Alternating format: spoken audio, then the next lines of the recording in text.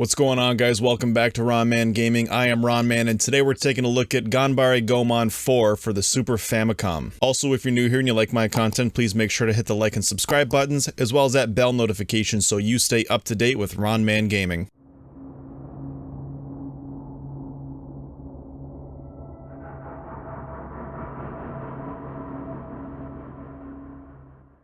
The original title for this game translates to Ganbare Goemon Kira Kira Dochu Boku ga Dancer ni Wata Wake. But for the sake of this video, I'm just going to refer to this game as Goemon 4. Goemon 4 was developed and published by Konami for the Super Famicom and released only in Japan in December of 1995. Unfortunately, the Goemon series didn't get as much love in North America as it did in Japan, and that's a real shame because this series is fantastic. Now, before I go on, I will mention that I did in fact play this Super Famicom card on my Super Famicom, which means that this is in Japanese. The game is mostly playable without needing to know Japanese, but there are a few parts where if you can't read, you'll probably be stuck. This usually happens within the towns. Sometimes you'll need to talk to a particular NPC and select the right option and then do what they say. Because I played this game in Japanese, I would actually follow along with a video with an English translation patch. By doing that, I was able to read all the important parts that I had to read. It worked perfectly fine, like I did 100% this game. However, if you want to play this, I think getting a ROM with an English translation patch is probably the best way to go. Anyway, let's move on. Goemon 4 is an action platformer where you take control of Goemon and his crew while you explore different planets with the goal of taking down the commander. Each planet is presented with an overworld map where you can choose your stage. In each world, there are always one or two towns, a couple stages, and finally a castle. The castles are the longest stages and always end with the boss fight with Impact, Goemon's Megazord. More on this later. The controls, graphics, sound effects, and music are all top-notch. The controls are tight and responsive. The graphics are detailed and colorful and really bring together a unique setting, while the music really does breathe life into this world. I love Japanese culture, and this music really puts me in that frame of mind.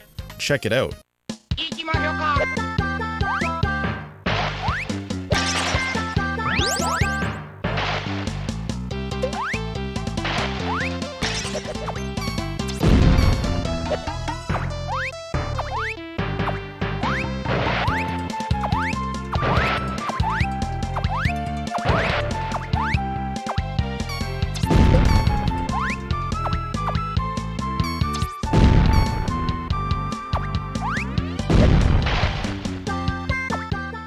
Each character has a long and short-range weapon, along with unique abilities. Goemon has his signature chain pipe, which allows him to swing around using certain blocks. Sasuke can climb walls, Yae can turn into a mermaid, while Ebisumaru can dance like a ballerina, which allows him to break certain blocks. On top of this, each character has different strength and speed stats. Ebisumaru appears to be the strongest, while Sasuke seems to be the fastest. Each character has their own planet to explore. It's not until you've completed all the planets that you can bring other characters to other worlds. Once you unlock this ability, pressing select will cycle through all 4 characters. For example, your first time in this stage, you may notice that Ebisumaru can't seem to swim below the surface of the water. You might ask, how can this be? There's probably all kinds of stuff hidden in the water. Well, you'd be right in asking that question, but it's not until you can switch to Yae that you can turn into the mermaid and explore the water. By the way, if at any point you get frustrated and want a change of scenery, you can always fly to the other planets and play different stages. You don't have to beat planets to move on to other planets. I was really impressed with the level themes and stage designs. No two levels look the same, and it's more than just running to the right. For example, the castle in Goemon's world has a soccer and baseball theme. At the beginning, you'll be platforming across soccer balls before fighting a soccer ball mini-boss. In the next segment, you'll see that the arrows point you to the right, but you'll also notice an arrow pointing down. It seems you can't go down yet, so head to the right. If you make sure to touch the first, second, and third bases, by the time you loop back around, the door on the ground will now be open. If you miss any of the bases, you'll have to run through this part again. Shortly after that, you'll be running from a huge robot while dodging enemies and obstacles. This game is just so much fun, and I always looked forward to seeing what else was waiting for me. Because of this, I'll try not to spoil too much of the game for you. The towns and villages are where you can talk to NPCs, use the inn, buy items, and save your game. No password system here either. just a battery backup. One thing I should mention is that Goemon 4 is actually a really tough game, so make sure to buy rice balls and armor, especially before starting a castle. Thankfully, this game gives you unlimited continues. If you get a game over, you can still start at the checkpoint of the most recently played stage. Thank God.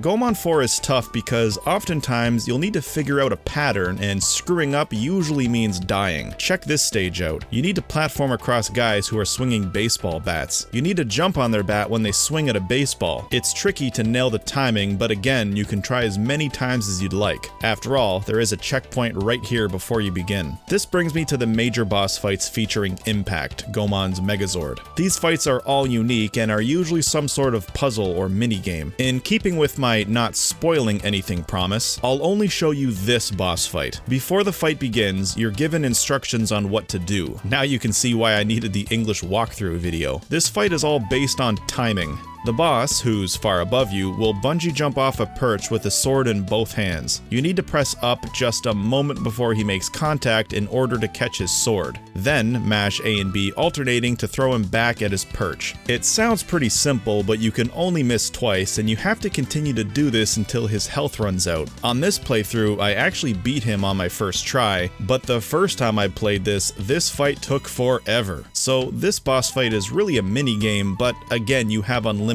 tries. If you get a game over, you will not have to replay any portion of the castle. You just jump right back into the Impact fight. I absolutely loved these fights. I found them to be really fun. Goemon 4 is also a 2-player game, but as usual, I played this alone. Overall, this game is amazing and you need to check it out. I couldn't believe how much I enjoyed the game, and it's now in my regular rotation of Super Nintendo games. Guys, thank you so much for watching. Please hit like and subscribe, and I'll see you next time.